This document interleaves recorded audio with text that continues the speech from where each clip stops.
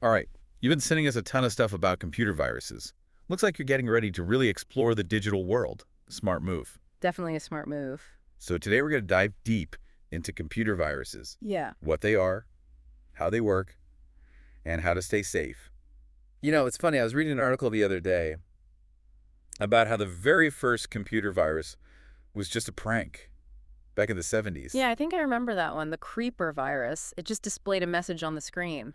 I'm the creeper. Catch me if you can. Can you believe that? It's crazy how much things have changed. Seriously, we've gone from silly messages to ransomware that can shut down entire organizations. It really is remarkable how much they've evolved, and not in a good way. Back then, viruses used to spread through floppy disks. Now with the internet, they can spread incredibly fast. They exploit vulnerabilities that we don't even know about. That's why this deep dive is so important.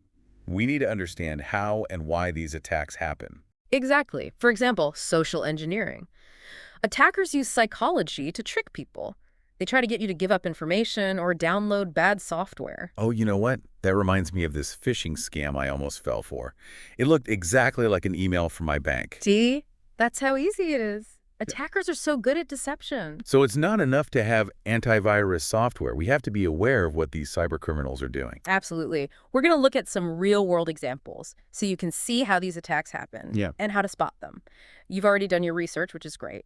But think of this like a masterclass. Yeah, knowing how to protect yourself is essential these days. No question. It's not optional anymore. Right. It's essential. So we talked about how viruses evolved, from those pranks to these really serious threats. But let's get specific. What happens when these attacks actually hit? Some of what you sent over mentioned some pretty scary stuff. Yeah, they are scary. And unfortunately, they are real. Data breaches, identity theft, losing money. Even essential services can be disrupted. Remember the WannaCry ransomware attack? Oh, yeah. It hit hospitals, businesses, Yeah. governments all over the world. I think it cost billions of dollars in damages. You're right, and it shows how vulnerable we all are. Imagine a virus knocking out the power grid, or shutting down transportation, or messing with hospital equipment. Wow. That's kind of hard to even think about. And that's exactly why cybersecurity is so important. It's not just about our own computers anymore. It's about national security, global stability, our whole digital world.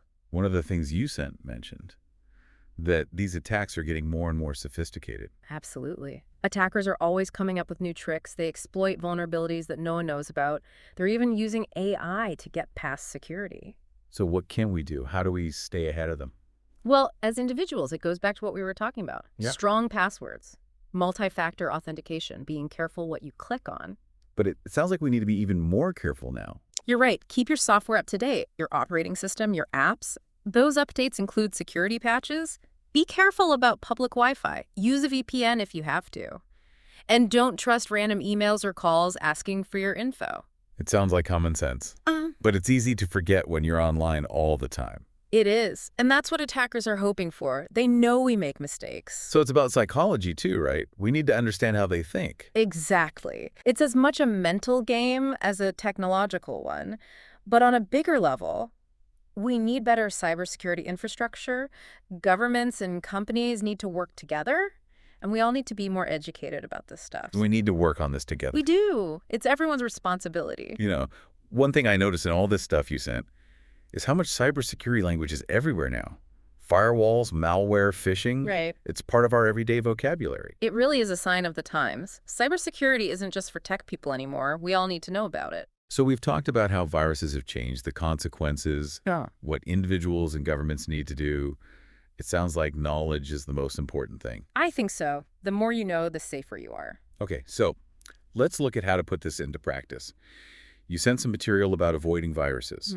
You're already ahead of the curve. But maybe there's something new we can learn. Okay, yeah. One of the things you sent has a whole section on that. It mentions things like keeping your software updated and watching out for email attachments. Is there anything that people might not know about? Any tips that might surprise our listener? Yeah, there are a few.